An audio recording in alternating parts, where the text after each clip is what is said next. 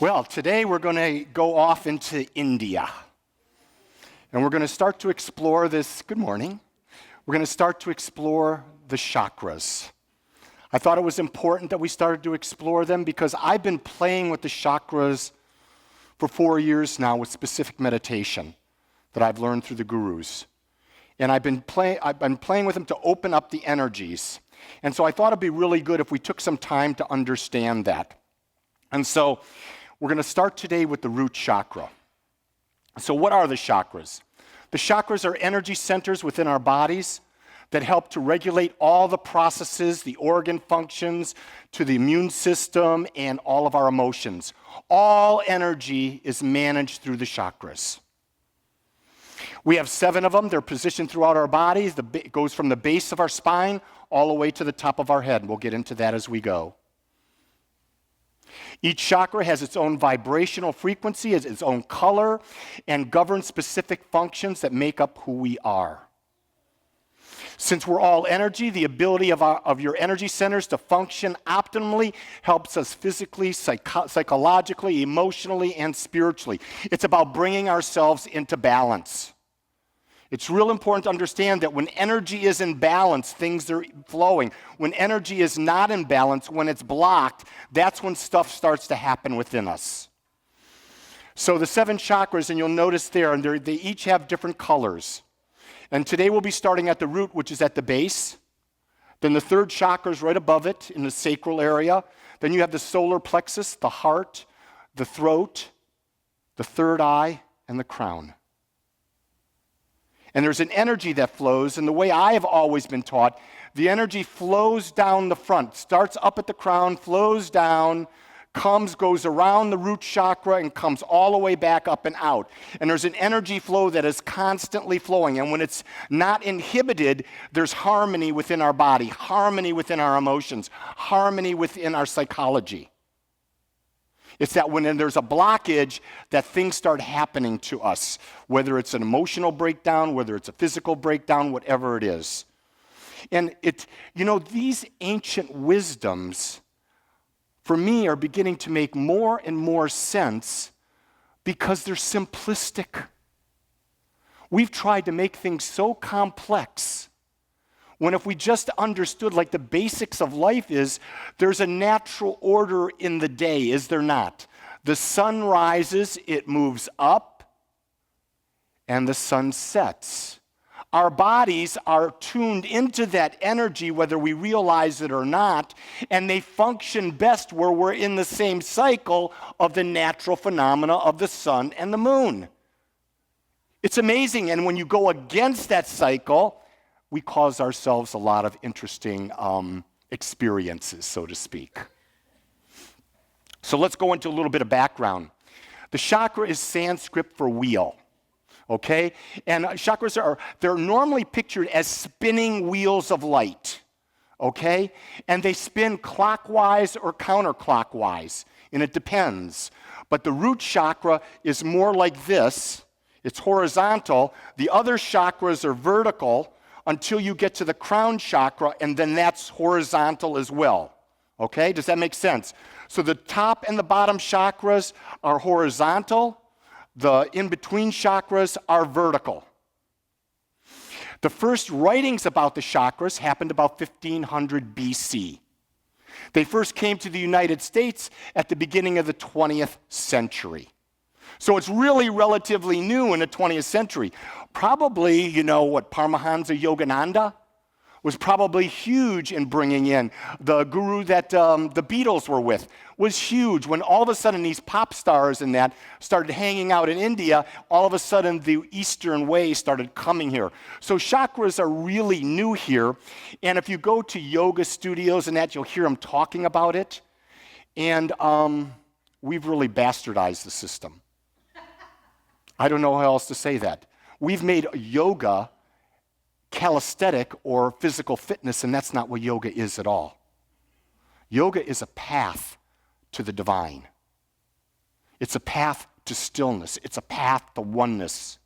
Yoga, there are many different forms of yoga. One is the asana or the movement, but the movement is to be in a state of oneness. But that's not taught. It's about holding a pose. as opposed to becoming the pose and letting go of everything else.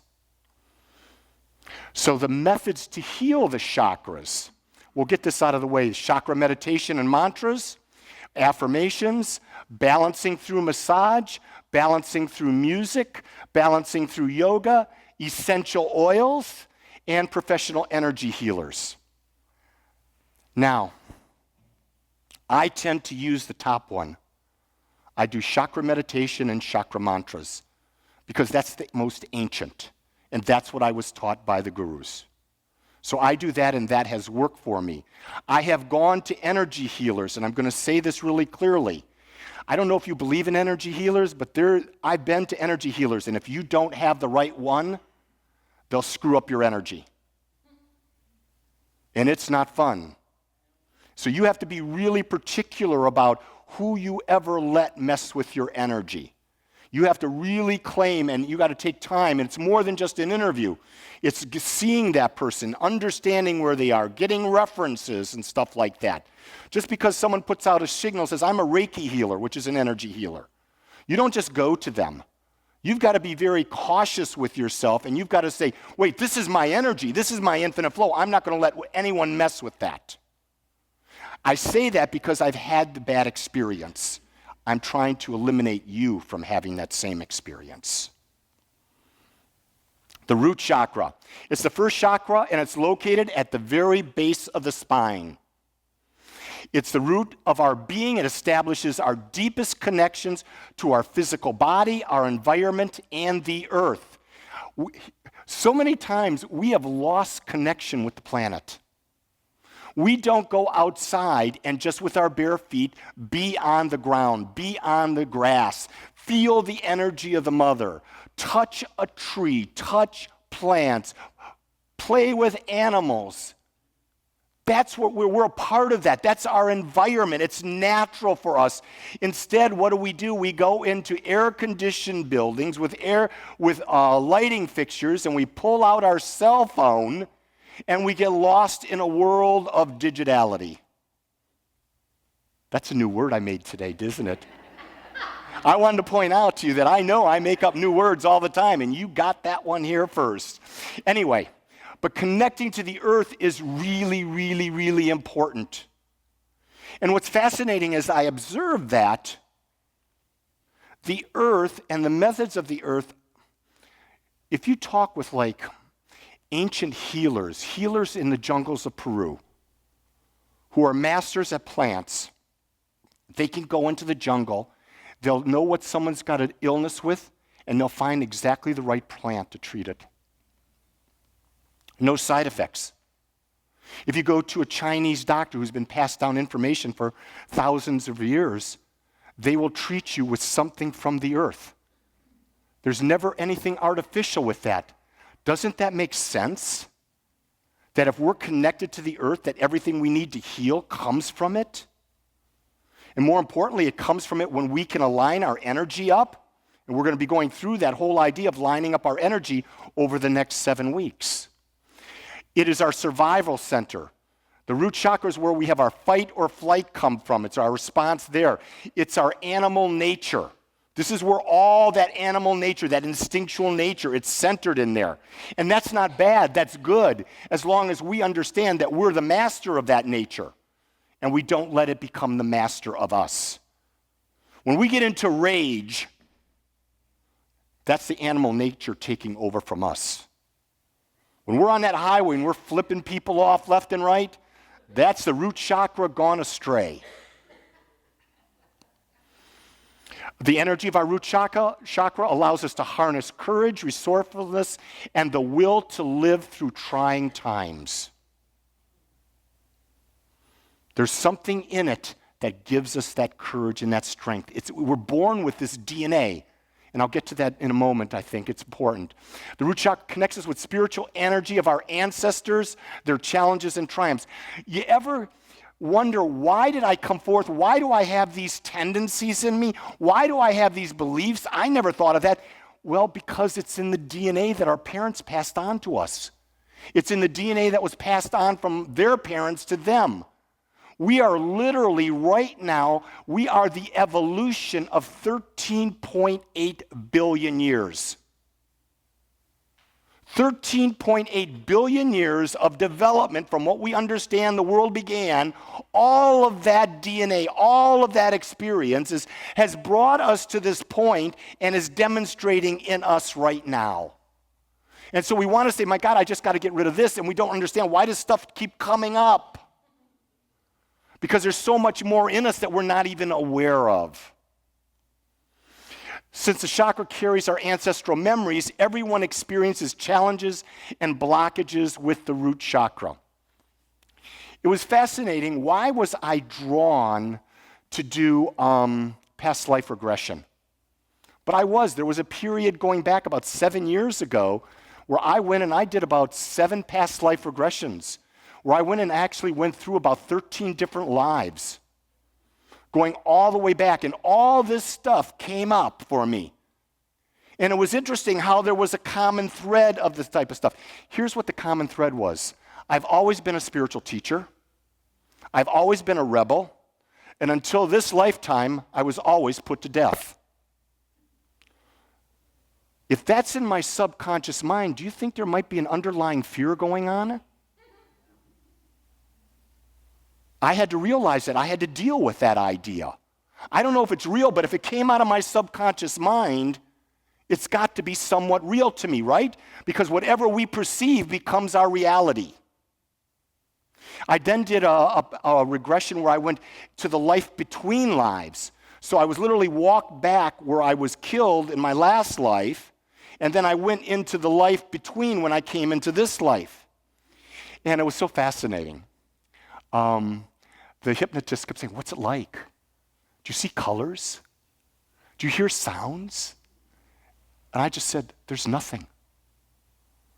There's absolutely nothing. She says, how can you describe it? And I finally said to her, the only thing that I can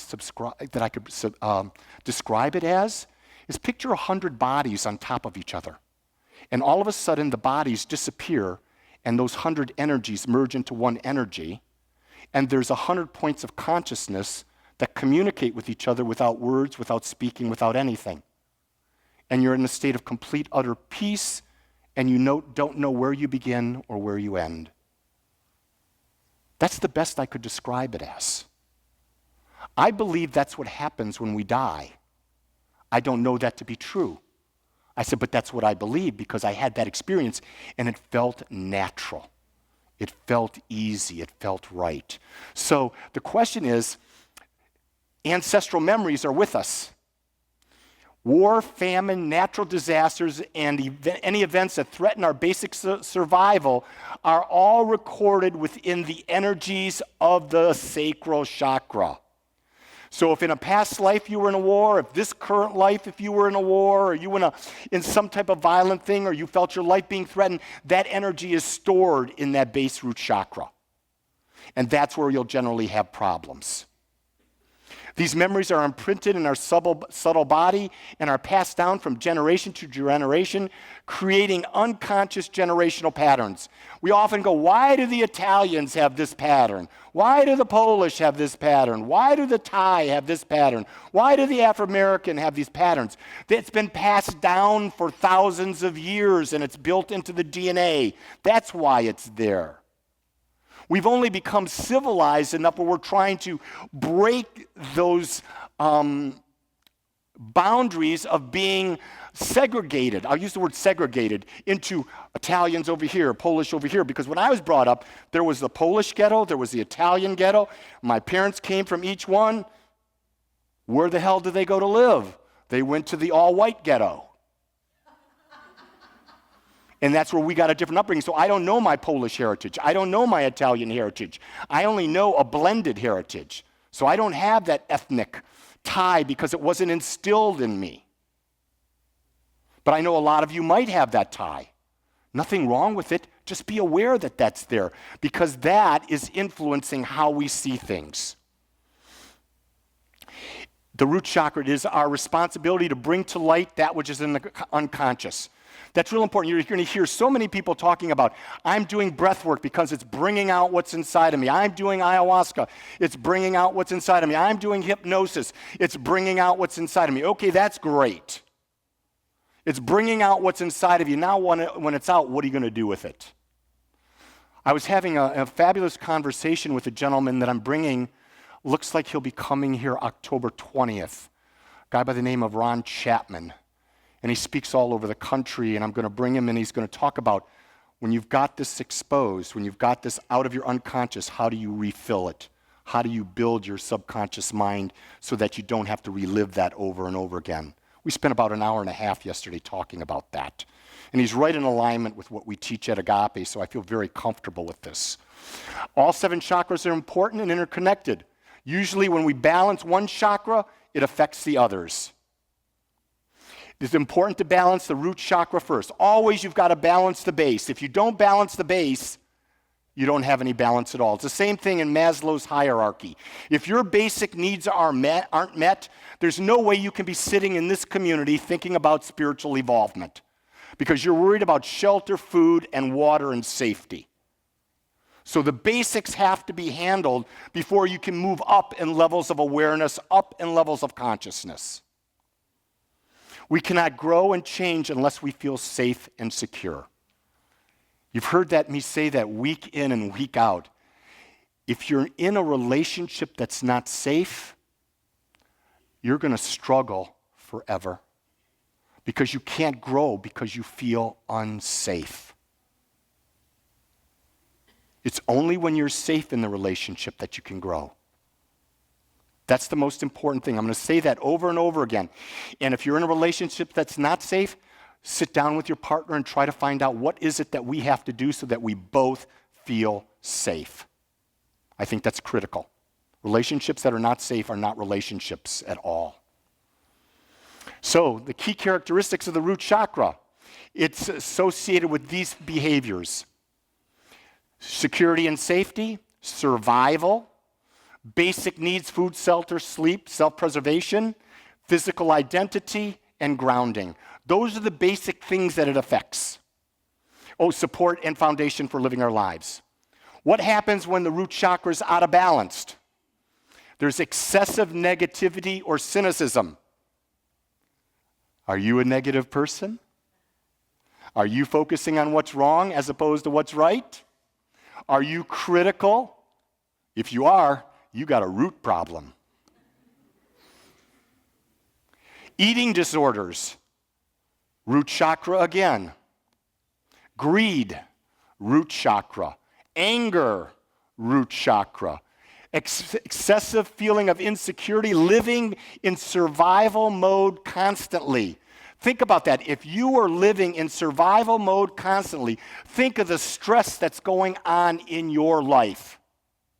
You can't sit down and relax. You're in survival mode. You're constantly the tiger's about to eat me. The tiger's about to eat me. Not a good feeling. Normally the human, when the tiger could eat us, we would run for 15, 30 seconds or whatever, and either we got away or we were eaten. And then once we got away, because I would like to be the fastest of my group, therefore I know the slowest one got eaten. It's like when Jean and I went to the woods, she said, what about bear? I said, I don't worry about bear. I said, all I worry about is running faster than you. You didn't like that? I thought that was pretty damn cute. Oh, that's a man joke again. Anyway. And then worry and depression. Worry and depression also come from the root chakra being out of alignment. Healing tips, connect to the earth. Take care of your immediate needs. This is really important to start to understand that you have needs that are immediate. Don't put those needs off. Handle them now. Get them off your thing so you're not worried about them. Get your base down. Get your house in order. Get your food in order. Get your safety in order. Then you can move forward. Base decision on trust and not fear. This is huge. So many times we make decisions based on fear instead of trusting there's a power in us that knows what's best for us and that we can follow that power, and we'll always be led to the next step and the next step. Physical activity. If you're feeling funky, go do something. Move. Tony Robbins says this really clearly. If you're in a funky state of mind, shift your body posture. Get up, go run, go jog, go do something. So I started this program, Claudia, I'm going off point, just so you know, called Athlean X. It's an intense program to build an athletic body and lifestyle. So I've gone through the first week. I'm barely alive. On Thursday, they wanted me to run. I don't run. I quit running when I was 54 years of age because it was starting to take on my body. So I went on the elliptical. And the program was you're on the elliptical and you go at a normal pace. So I'm going at about a 10-minute mile pace, okay? Just going at it, 5 minutes. All of a sudden, I got to crank up for 20 seconds as fast as I can, then drop back 40 seconds back to the other pace. Then I had to do that 10 times and then finish with 5. I wanted someone to carry me home. But what I understood was this, and I got this as I listened to the video of him talking about it. If I don't tax my body at a higher level, how am I going to get it to perform at a higher level? The degree that we tax our mind, our body, our spirituality is where we're going to function. And if you never take a step up, you're never going to function at the higher level. So it's about getting into a zone where we're not comfortable, where we're having to push, we're having to stretch.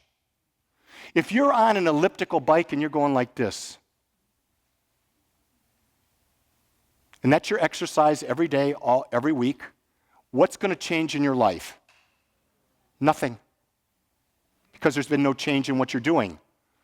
What you're doing has generated who you are, and if you keep doing exactly what you're doing, you're going to have that exact same experience.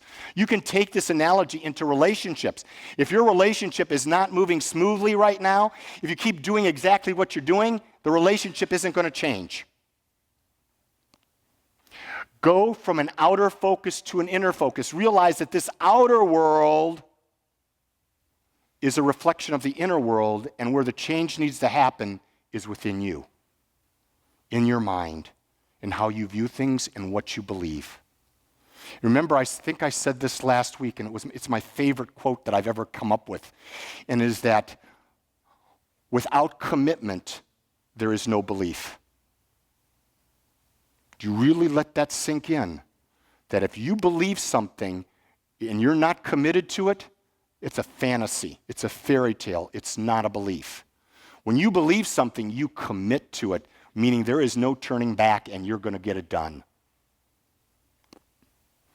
A deeper sense, isn't it great that our motto here is how to teach how to better self-love through conscious living? And in every one of the chakras, to heal it, you develop a deeper sense of self-love. That will heal every chakra. That will get the energy going. That self-love thing, self-acceptance, understanding, growing, becoming more, it's everything. But we tend to run from the simplistic and want complex. Don't need it. Okay, so here is my master chart. You're going to see this at the end of every week.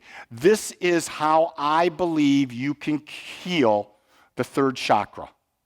And this is the wisdom that I've taken from 3 different gurus, and I've implemented it into my life. You're going to sit quietly in a comfortable position.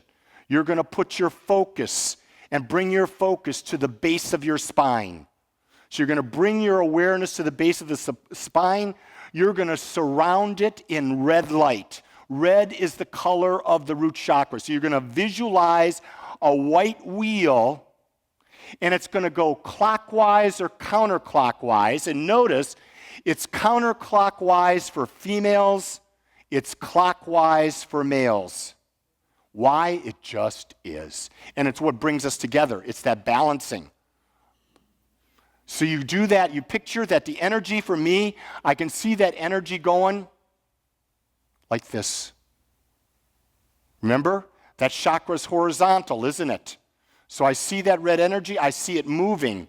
And while I see that, then I go into the mantra. The mantra is Lam, Om, Aim, Harim, Shreem, Shri, Matri, Namaha, Lam.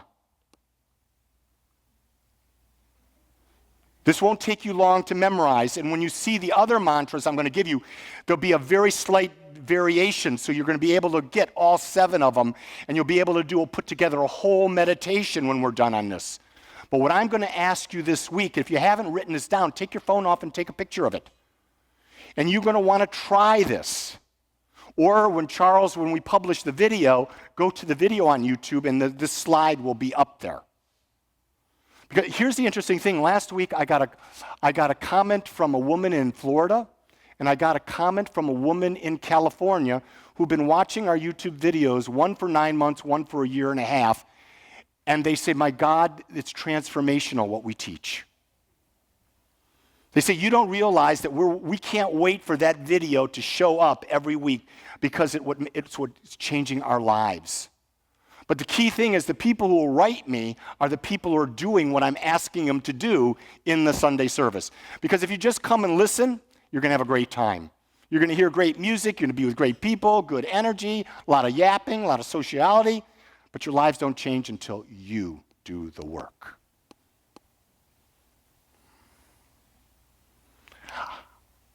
I'm going to say this, and I'll say it every time I talk. I didn't believe this. When I started this, I thought this was hooey. But then I made a commitment that when I was challenged, when I had 3 different gurus tell me the same thing, I got it in Kriya Yoga. There's an aspect of Kriya Yoga that Paramahansa Yogananda taught, and it was about centering and seeing the movement of energy around the chakras. In Vipassana that I studied, there was a movement of energy around the chakras, and you just watch the flow. When I talk with Karuna Maya, Guruji, Premananandaji, and Sadhguru, all of them talked about the chakras again. So when all these wise people talking about this, I said, I need to commit to it. So I've spent over 3.5 years doing a specific meditation called Srividya that I learned from a guru, and it's about clearing my chakras. And I found that it's made me a different person. The energy, the angst that I would have, that I would display, I don't have anymore. Am I perfect? No. But I don't have that anger coming up. I don't have those blockages coming up on very rare occasion. And you're never going to get to be perfect. Do you get that? You're never going to be perfect where everything's working great. It's not that way. Can we get into that? Can we just put that aside? Because too many people are looking for a quick fix. I remember when Guruji Karuna Maya came to Dallas, or when I was with him in India, and he took me to the sacred temple where he had a vision of the Divine Mother, and he gave me my mantra. He said, in order for this mantra to work for you, you have to do it 100,000 times in 3 months. That was 2 hours a day. Did I live up to that commitment? Why? I gave my word. And I wanted to see if it worked. And the funny thing is, it did. I can't explain how it works, I just know it does. And because I know it does, I'm willing to teach it. Because you'll never hear me on the platform talking about something I've not tested for myself. I'm not going to talk about it. I'm not going to talk about theory. We can go to college and have theory. I want positive, practical, pragmatic things that allow us to change our lives. That's why you're here, because that's all we teach at Agape. This week, once a day, 5 minutes, your life will begin to change. Next week, we'll add on. I look forward to speaking to you next week about that. Let's pray. I want to thank you for joining us today. I'm so grateful that you took your time to watch or listen to this message. If you found this message beneficial, I would ask that you go to our website, agapecsl.com. Once there, click on the donate button and experience the joy of conscious and purposeful giving. Or if you would like, text your gift by simply dialing 972-532-6976. It is through your gifts that we are able to bring this message to you in the world. I would ask that if you like this message, to please subscribe to my YouTube channel under my name, Lee Wallach. Again, I want to thank you for joining me in the Agape community as we learn how to better self-love through conscious living.